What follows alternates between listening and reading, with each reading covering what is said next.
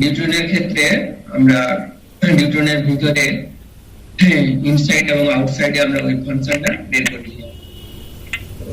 Just একবার আমি outline দিয়ে যাচ্ছি, যতদূর করেছিলাম। নিউট্রন বলতে তোমরা জানো যে একটা নিউক্লিয়াসে একটা প্রোটন থাকে এবং একটা নিউট্রন থাকে, এবং আমরা নিউট্রনের যে ক্যারেক্টার গুলো আমরা এক্সপেরিমেন্টালি পেয়েছি, সেই ক্যারেক্টার গুলোর মধ্যে আমরা পেয়েছি যে binding energy is 2.22 MeV, which is very less than the average binding energy, because you know that the average binding energy 8 MeV per nucleon, so it is very less than 8 MeV. So the neutron and protons are loosely bound, and from experiment the spin of neutron is 1.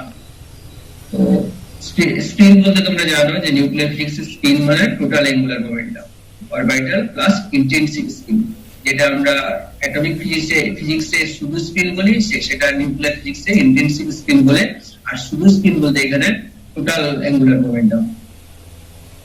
Magnetic moment অনুযায়ী আমরা magnetic moment থেকে আমরা পেয়েছি যে neutron এবং proton তাদের স্পিনটা একই ডিরেকশনে থাকে, সুতরাং তাদের টোটাল স্পিনও 1, ইন্টেনসিভ স্পিনও 1। এবং এই রিলেশন থেকে তোমরা দেখতে পাচ্ছ এই যে relation ID, this is the total angular momentum, that is the spin, and SD is the spin, intensive spin, and plus L is the orbital angular momentum। তাহলে ID এবং SD যদি 1 হয়, L টা 0 হবে। ম্যাগনেটিক মোমেন্ট এত কম যে magnetic force তাদের মধ্যে থাকবে না, থাকলেও খুব কম থাকবে। মাস খুব কম হওয়ার জন্য গ্র্যাভিটেশনাল ফোর্স দিয়ে আমরা এক্সপ্লেন করতে পারি না, সুতরাং এখানে বলা হচ্ছে সুতরাং কোন নিউ ফোর্স তাদের মধ্যে কাজ করছে, যেটা তোমরা জানো, সেটাকে বলা হয় নিউক্লিয়ার ফোর্স। এবং অরবিটাল অ্যাঙ্গুলার মোমেন্টাম এখানে 0, এবং এখানে যেহেতু এর কোয়াড্রাপল মোমেন্টটা খুব কম, কোয়াড্রাপল মোমেন্ট কম থাকলে mostly spherical symmetric structure, and so the force is a central force. সুতরাং এখানে আমরা অ্যাপ্রক্সিমেট করতে পারি ফোর্সটাকে central force equal to V. R central ফোর্সের মধ্যে তোমরা জানো, এটা অলরেডি পড়েছো, if the force is central, then the orbital angular momentum is a constant of motion. সুতরাং এর প্রত্যেকটা L equal to 0, L equal to 1 একটা করে এনার্জি স্টেটকে ডিফাইন করবে। এখন এর মধ্যে যে পোটেনশিয়ালটা আছে, পোটেনশিয়াল তোমরা জানো যে প্রতি নিউক্লিয়াসের মধ্যে পোটেনশিয়ালটা কি রকম হবে, স্ট্রাকচার কি রকম হবে। পোটেনশিয়ালের বিভিন্ন স্ট্রাকচার দেওয়া হয়েছে, এগুলো অ্যাকচুয়ালি মডেল হিসেবে সবাই দেয়, তারপরে এক্সপেরিমেন্টালি দেখা হয় রেজাল্টটাকে। তো এক্সপোনেনশিয়াল ওয়েল মডেল কেউ দিয়েছে, rectangular potential well, Gaussian well, and Yukawa well, বিভিন্ন ধরনের মডেল আছে। তার মধ্যে সিম্পলেস্ট মডেল হচ্ছে রেক্টেঙ্গুলার পোটেনশিয়াল মডেল। এই মডেলটা নিয়ে আমরা কাজ করেছি।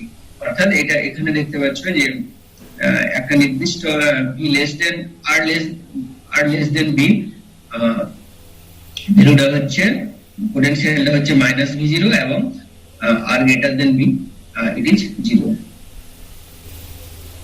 তো এবারে আমরা যদি নিউট্রন ওয়েভ ফাংশনটা ওয়েভ ইকুয়েশনটা সলিউশন করি, তাহলে এখানে দুটো পার্টিকেল আছে, একটা হচ্ছে নিউট্রন, একটা হচ্ছে প্রোটন।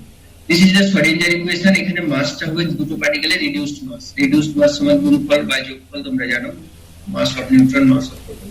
সুতরাং reduced mass equal to m/2, m is the mass of proton and neutron, that the mass of proton and neutron are almost same. So a partial wave solution মেথডে আমরা যাব, partial differential equation যেভাবে solution করি। Wave ফাংশনটা হচ্ছে একটা radial part, এবং আমরা থিটা ফাই পার্টটাকে দুটো আলাদা করে দিলাম, এবং গ্র্যাড স্কয়ারের আমরা স্ফেরিক্যাল পোলার কোঅর্ডিনেটে আমরা গ্র্যাড স্কয়ারটাকে লিখলাম, এইভাবে লিখেছি। এগুলো অলরেডি করানো হয়েছে ক্লাসে। তো এরপরে আমরা রেডিয়াল পার্টটা আর থিটা পার্টটাকে আমরা সেপারেট করেছি, এবং both side equal to some constant, and the constant is L into L+1। এবারে আমরা এখানে আমরা কি করেছি, এখানে আমরা জাস্ট ওটা সলিউশন করেছি। সলিউশন করে এখানে আমরা ধরেছি r থেকে আমরা UR/r ধরেছি ইকুয়েশনটাকে সিম্পল করার জন্য, এবং এটা বসানোর পর আমরা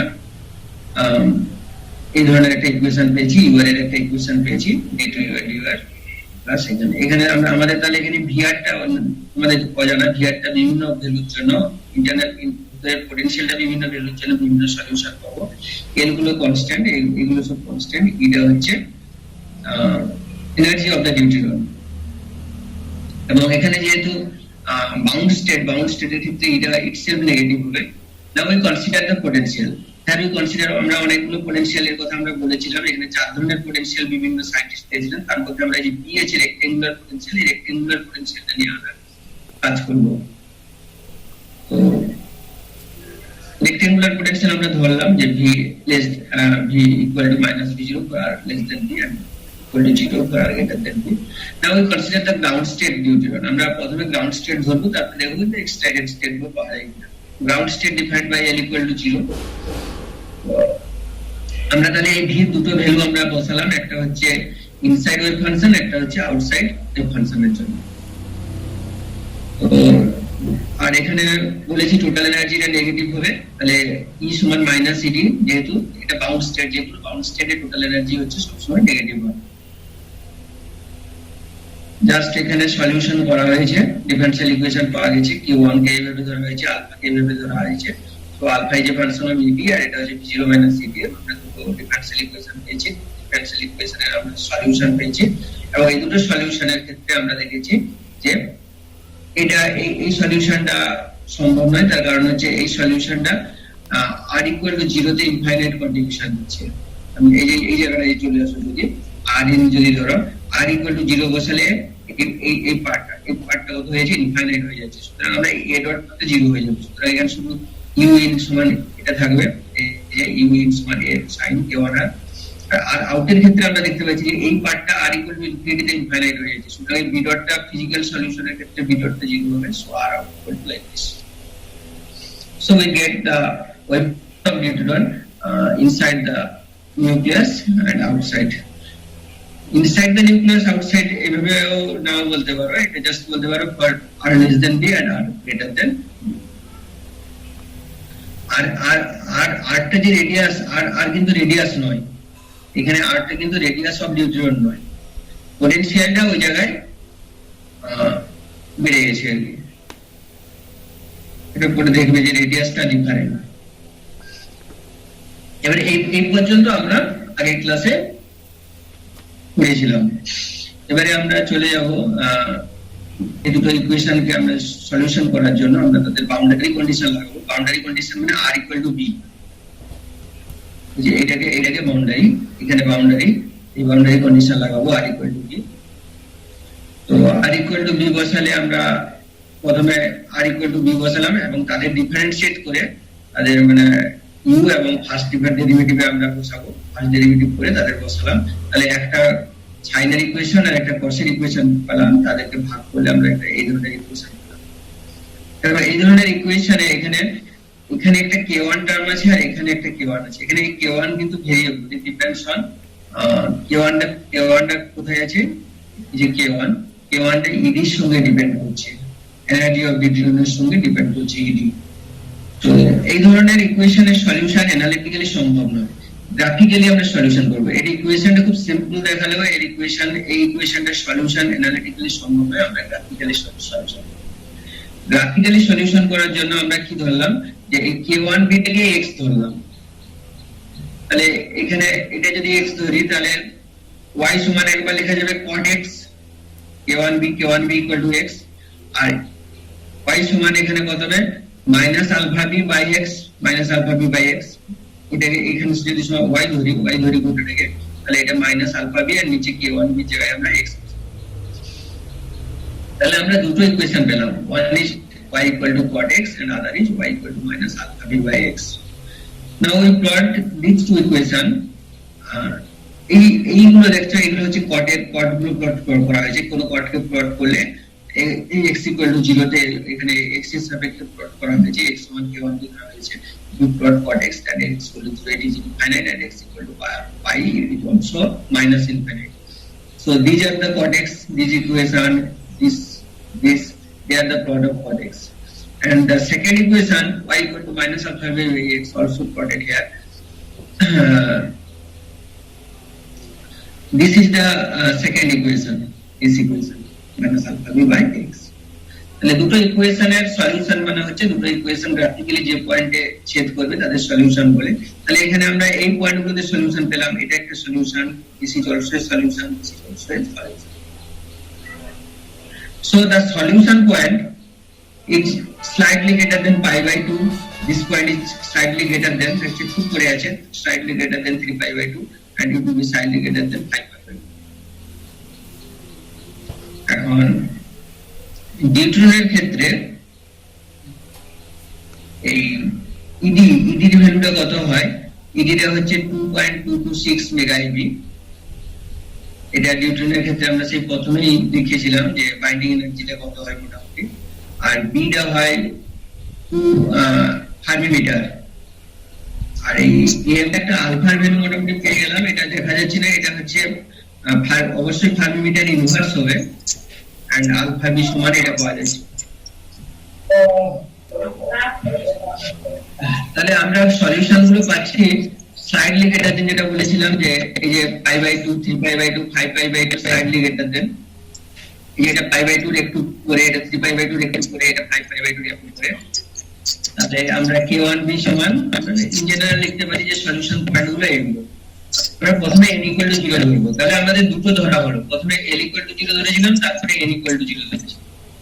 কারণ এইগুলোর n এর ডিফারেন্ট ভ্যালুর জন্য এনার্জি বেড়ে যাবে, এনার্জি বেড়ে গেলে সেগুলো একটা এক্সাইটেড স্টেট। তো ground state is defined by n = 0 and l = 0. If any value of n is more than 0, then the state is excited state. আমরা এই যে k1b pi by 2 চেয়ে একটু বেশি হবে, কতটা বেশি হবে? How much greater than pi by 2? Let we consider it is epsilon 0 greater than pi by 2.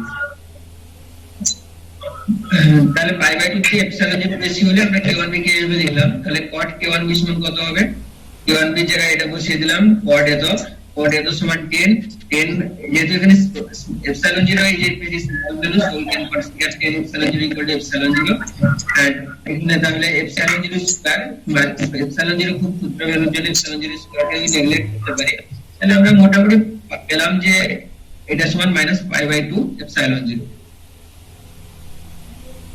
তাহলে এবারে যদি আমরা এটাকে বসাই ইকুয়েশন 11 মানে এই ইকুয়েশনটা যদি বসাই, তাহলে আমরা k1b এখানে যদি নিয়ে আসো, k1b cot k1b পেলাম সমান হচ্ছে আলফা বি, এর সমান হচ্ছে k1b cot k1b মানে এটা সমান minus alpha B. Alpha B সমান অলরেডি বেরিয়ে গেছে, আলফা বি সমান এই যে এটা বেরিয়েছে 0.4628। তাহলে আমরা মোটামুটি এপসাইলন 0 এর আলফা বি ভ্যালু বসানোর জন্য আমরা 0.293 এরকম একটা ভ্যালু পেলাম। তাহলে অ্যাকচুয়ালি আমাদের k1b সমান কত না pi by 2 প্লাস এপসাইলন 0 পেয়ে গেছি 1.87। putting b1 সমান 2 ফার্মি and k1 এর ভ্যালু 0.935। এটা b তে যদি আমরা জানি তাহলে k1 এর ভ্যালু পেয়ে যাচ্ছি, আমরা k1 এর ভ্যালু পেয়ে যাচ্ছি। তো k1 এর ভ্যালু পুট করে আমরা v0 মাইনাস eb, আমাদের v0 টা আননোন, আর v0 মাইনাস eb সমান হচ্ছে এটা আমরা পাচ্ছি কত 36 মেগা ইবি। আর এটা কোথায় আছে রিলেশনটা? এই যে এখানে ধরেছি,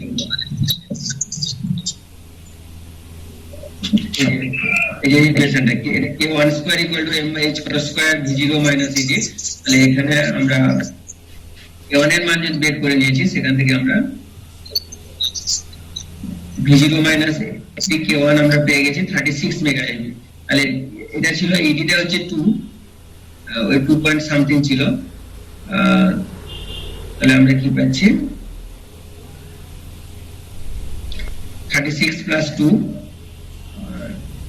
that is 38 মেগা ইবি। মোটামুটি আমরা এক্সপেক্টেড ভ্যালু পেলাম 38 মেগা ইবি। তাহলে আমরা বলছি যে পোটেনশিয়াল ডেপথটা কত? পোটেনশিয়ালটা যে আছে 38 মেগা ইবি হচ্ছে ডেপথ হবে তার। এই যে ডেপথ যেটা আমরা ধরেছিলাম, এই যে এইখান থেকে এইখান পর্যন্ত ডেপথটা হচ্ছে 38 মেগা ইবি। ঠিক আছে, তাহলে আমরা এখন পর্যন্ত ক্যালকুলেশন করে আমরা যেটা পেলাম, আমরা depth of the potential well আমরা পেয়ে, এখন আমরা দেখছি যে minimum depth of the potential well to just bound the neutron proton system. এই নিউট্রন প্রোটন সিস্টেমকে বাউন্ড রাখার জন্য আমরা জানি যে ডাইপ্রোটন বা ডাইনিউট্রন কিন্তু বাউন্ড সিস্টেম নেই। যেমন একটা প্রোটন এবং একটা নিউট্রনের ডয়টোরিয়াম পাওয়া যায়, কিন্তু নেচারে কোনো সময় ডাইপ্রোটন ডাইনিউট্রন পাওয়া যায় না। তো এখানে আমরা দেখব যে মিনিমাম কত এনার্জি লাগবে তাদেরকে বাউন্ড করার জন্য। আমরা তাহলে এখানে তাদের আমাদের বাইন্ডিং এনার্জি কত হবে? তো জাস্ট বাউন্ড মানে বাইন্ডিং এনার্জি আমরা 0 ধরবো। বাইন্ডিং এনার্জি এর চেয়ে বেশি হয়ে গেলে আনস্টেবল হয়ে যাবে, এর চেয়ে কম হয়ে গেলে তার মানে লেস দেন জিরো হয়ে গেলে সেটা স্টেবল হয়ে যাবে। সুতরাং পয়েন্ট ট্রানজিশন পয়েন্টটা হচ্ছে ED equal to zero. ED equal to zero হলে আলফা ইকুয়াল টু জিরো হবে ফ্রম ইকুয়েশন 5। এই যে এইখানে ইডি জিরো হলে আলফা জিরো হবে, আলফা জিরো, তাহলে কট কে জিরো বি সমান হচ্ছে এখানে জিরো হবে, কে জিরো বিটা পাই বাই 2 হবে। আর কে ওয়ান এর যে রিলেশন আছে কে ওয়ান সমান কে জিরো, কে জিরো ধরা হয়েছে যে জাস্ট বাউন্ড স্টেটের জন্য এটাকে কে জিরো ধরা হলো। এটা বের করলে আমাদের পাচ্ছি কে জিরো বির মান পাচ্ছি পাই বাই 2। সুতরাং জাস্ট বাউন্ড জিরো এম এর মান কত হবে, এটা আমরা পাচ্ছি বির মান, আমরা এগুলো সব জানি, বি সমান এফএম আমরা ফার্মি মিটার বসিয়েছি, জিরো এমটা হচ্ছে 25 মেগা। সুতরাং আমরা দেখছি যে নিউট্রন প্রোটনের স্টেটটাকে বাউন্ড করার জন্য the minimum potential depth of the potential well must be more than 25 mega eV। Minimum value হচ্ছে 25 মেগা eV। তার চেয়ে কম যদি পোটেনশিয়াল ওয়েলটা হয় তাহলে the system will be unstable। Ground wave ফাংশনটা আমাদের কিভাবে গ্রাউন্ড ওয়েভ আমরা ডিফাইন করেছি বললাম যে গ্রাউন্ড ওয়েভকে দুটো তার কোয়ান্টাম নাম্বারে ডিফাইন করা হয়েছে। একটা হচ্ছে n ইকুয়াল টু 0 আর l ইকুয়াল টু 0। এটা ওয়েভ ফাংশনটা কোনো প্রবলেম নেই, এটা হচ্ছে এইখানে প্লট করা হয়েছে, এইখানে প্লট করা হয়েছে inside wave function u in, আর এখান থেকে a1 b এটা b পর্যন্ত, আর এখানে প্লট করা হয়েছে b গ্রেটার দ্যান u, এটা প্লট করা হয়েছে আউটসাইড ওয়েভ ফাংশন। এই দুটো ওয়েভ ফাংশনকে প্লট করা হয়েছে, এই যে দুটো। So this will be the ground state wave function. এখন excited state of neutron. So excited state of neutron is any value of n and a greater than 0 must be will be an excited state. So আমরা first ধরলাম, একটা first কন্ডিশনে ধরলাম n equal to 1 l equal to 0। n equal to 1 মানে কি, এই যে এখানে n equal to 1, এই যে এখানে 2m প্লাস ধরা হয়েছে। তো তোমরা যদি গ্রাফিক্যালি যাও, এখানে একটা এনার্জি সলিউশন পেয়েছি আর এখানে একটা সলিউশন পেয়েছি। এই সলিউশন পয়েন্টটাকে আমরা এক্সাইটেড স্টেট ধরতে পারি, এখানে এনার্জিটা বেশি। ওইটা আমরা যদি ধরি তাহলে k1 b এর মান হচ্ছে 3π/2, তাহলে করসপন্ডিং জাস্ট বাউন্ড করতে হলে এডিটা আমরা 0 ধরে নিলাম যে জাস্ট বাউন্ড করার জন্য কত পোটেনশিয়াল ডেপথ। তো এখানে এডিটাকে 0 ধরলে এই ভ্যালুগুলো কত বেরাচ্ছে, এটাই জাস্ট এগুলো সব বুঝতে পারবে দেখলেই 225 মেগা eV বেরাচ্ছে। তার মানে কি দাঁড়াচ্ছে যে গ্রাউন্ড স্টেট হচ্ছে 38 মেগা eV আর এক্সাইটেড স্টেট জাস্ট বাউন্ড করার জন্য 225 মেগা eV। সুতরাং এক্সাইটেড স্টেট পসিবল নয়, যেখানে পোটেনশিয়াল ওয়েলটা হচ্ছে 38 মেগা eV, সেখানে 225 মেগা eV এর এক্সাইটেড স্টেট তার ভিতরে থাকতে পারে না, আনস্টেবল হয়ে যাবে। সো দেয়ার উইল বি এই পসিবিলিটি নেই, n equal to 1 এবং l equal to 0, this possibility is ruled out. আমাদের অ্যানাদার পসিবিলিটি, অনেক পসিবিলিটি আছে, আমরা দুটো নিয়ারেস্ট পসিবল বলছি, যেটা নিয়ারেস্ট এক্সাইটেড স্টেট যেগুলো হবে সেগুলো বলছি। এনে যে কোনো nl এর যে কোনো হায়ার ভ্যালুর জন্য তো একটা এক্সাইটেড হবে। আমরা যদি n equal to 0 l equal to 1 ধরি, l টা কোথায় আছে আমাদের দেখো সলিউশনে, দেখো এইখানে l একটা আছে, এইখানে l আছে। হ্যাঁ বলছি n equals to 0 হলে l টা কিভাবে 1 হবে? এটা ওইভাবে তোমরা ওই অ্যাটমিক ফিজিক্সের মতো nl নয়, এখানে অ্যাটমিক ফিজিক্সে তোমাদের যেভাবে বোর অরবিটাল স্টেট হয় সেটা নয়, এটা এখানে এগুলো কোয়ান্টাম স্টেট চলে আসছে, দিস ইজ কোয়াইট ডিফারেন্ট। সুতরাং আমরা যদি l এর ভ্যালু যদি আমরা 1 বসাই তাহলে এই টার্মটা বেড়ে যাবে, l equal to 0 ছিল, এই টার্মটার মান প্রায় 21 মেগা eV হয়ে যাবে। তাহলে এটা একটা অ্যাকচুয়ালি এটা একটা সেন্ট্রিফিউগাল ফোর্স, সুতরাং তাদের অ্যাট্রাকটিভ পোটেনশিয়াল থেকে কত কমিয়ে দেবে, 17 মেগা eV তে কমিয়ে দেবে। আগে অ্যাট্রাকটিভ পোটেনশিয়ালটা কত ছিল, পোটেনশিয়াল ডেপথটা ছিল 38 মেগা eV, তার মধ্যে 21 মেগা eV যদি সেন্ট্রিফিউগাল ফোর্স কন্ট্রিবিউট করে তাহলে কি হয়ে যাবে, পোটেনশিয়াল ডেপথটা অলরেডি হয়ে যাবে 17 mega eV, but the minimum potential depth required to bound the neutron proton state is 25 mega eV। সুতরাং এই 17 মেগা eV তাদেরকে ধরে রাখতে পারবে না। This is much lower than the minimum potential, সেটা আমরা বের করেছিলাম, কত ছিল মিনিমামটা, এই যে 25 মেগা eV ছিল, 25 মেগা eV, কিন্তু এখানে এফেক্টিভ পোটেনশিয়ালটা কত হয়ে যাচ্ছে, 17 মেগা eV হয়ে যাচ্ছে। সুতরাং এটাও সম্ভব নয়, এটাও বাউন্ড স্টেট সম্ভব নয়। So this is why there can not be any excited bound state of দ্বিতীয়। এবারে আমরা এই যে দুটো কনস্ট্যান্ট আছে এ বি ইকুয়েশনে, এই দুটো সলিউশন করতে পারি আমরা নরমালাইজেশন কন্ডিশন থেকে করতে পারি। টোটাল ওয়েভ ফাংশনটা নরমালাইজ হবে 0 টু ইনফিনিটি এর মধ্যে, তার মধ্যে আই ইনটা হবে 0 টু বি, ইউ আউটটা হবে বি টু ইনফিনিটি। যেভাবে তোমরা কোয়ান্টিফিকেশন করো বাউন্ডারি কন্ডিশন আমরা বসিয়েছি তাদের এবং ডেরিভেটিভে, সুতরাং আমরা দুটো ইকুয়েশন পেয়েছি। যে এই দুটো ইকুয়েশন পেয়েছি, এই দুটো ইকুয়েশনকে আমাদের এ বির মধ্যে একটা রিলেশন পাওয়া আমাদের উদ্দেশ্য। সুতরাং স্কোয়ারিং এটাকে স্কোয়ার করে নেওয়া হয়েছে, জাস্ট ক্যালকুলেশন, এবং স্কোয়ার করে নেওয়ার পরে আমরা বি আর এর মধ্যে রিলেশন পেয়েছি। এখন আমাদের এবারে ইকুয়েশন 20 তে চলে যাব। এইখানে যদি আমরা ইউ ইন এবং ইউ আউটটাকে যদি আমরা পুট করি, এখানে যে পুট করেছি, ঠিক আছে, এখানে পুট করার পরে আমরা নেক্সট চলে যাব। তাহলে আমরা k1b আমরা k1b এর মান কত না জাস্ট π/2 এখানে বসাচ্ছি, স্লাইটলি গ্রেটার দ্যান π/2, এখানে π/2 আমরা যদি বসাই তাহলে এই দুটো ইকুয়েশনে এটা হয়ে যাবে b/2 এবং এর একটা সলিউশন, এটা গামা ফাংশন যে সলিউশন করা যাবে, গামা ফাংশন সলিউশন করলে 1/2 এর সাথে হয়ে যাচ্ছে। এবারে আমরা b এর ভ্যালু পেয়ে গেছি ইন টার্ম অফ এ, এই যে b ইন টার্ম অফ এ পেয়ে গেছি। সুতরাং b এর ভ্যালুটা ইন টার্মস অফ এ বসিয়ে দিলাম। বসিয়ে দেওয়ার পরে বাট আমরা জাস্ট বাউন্ড স্টেটের জন্য আমরা অনেকগুলো অ্যাপ্রক্সিমেশন করছি, হেভি কনস্ট্যান্ট জাস্ট বাউন্ড স্টেটের জন্য আলফা 0 হবে, তার কারণ হচ্ছে alpha is a function of ইডিটা 0 হবে, বাইন্ডিং এনার্জি 0 হলে আলফা 0 হবে।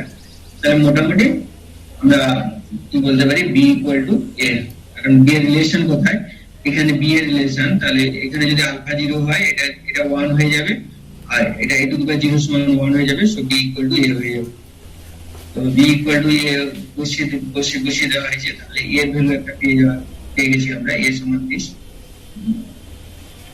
So now the probability of finding the particle within the then range b এর আমাদের বিটা আমরা পেয়েছি, বিটা কি না, বিটা হচ্ছে width of the potential well. তাই এখন পার্টিকেলটা কতক্ষণ বির মধ্যে থাকবে, কতক্ষণ বির বাইরে থাকবে, তাহলে আমাদের প্রবাবিলিটি বের করতে হবে। প্রবাবিলিটি তোমরা জানো, probability is proportional to the size square. সুতরাং এই 0 টু b আমরা টোটাল প্রবাবিলিটি বের করছি 0 টু a। সুতরাং এটা a স্কয়ার, a সমান আমরা একটা ভ্যালু পেয়েছি। So this is equal to a square, এটা ইন্টিগ্রেশন করলে 0 টু b b/2 হবে। তো যদি আমরা k1b সমান π/2 বসাই তাহলে এটা b/2 হবে।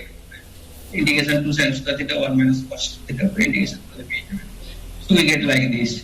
এবং আলফা বি এর ভ্যালু আমরা অলরেডি জানি, আলফা বি এর ভ্যালু এই যে আলফা বি 0.4628, এখানে করেছি 0.4628। এই আলফা বি এর ভ্যালুটা যদি আমরা বসিয়ে দেই, এই আলফা বি এর ভ্যালুটা যদি বসিয়ে দেই, আমরা পি এর ভ্যালু কত পাবো, পি সমান পেলাম 0.316। তাহলে বুঝতে পারছো প্রবাবিলিটি 0.316, তার মানে ওই 0 টু b এর মধ্যে থাকার প্রবাবিলিটিটা হচ্ছে খুব কম, 31.6%। So the neutron proton remain within b less than b or less than b is only 31.6%, and the proton stay outside the neutron proton nearby 68.4% of time.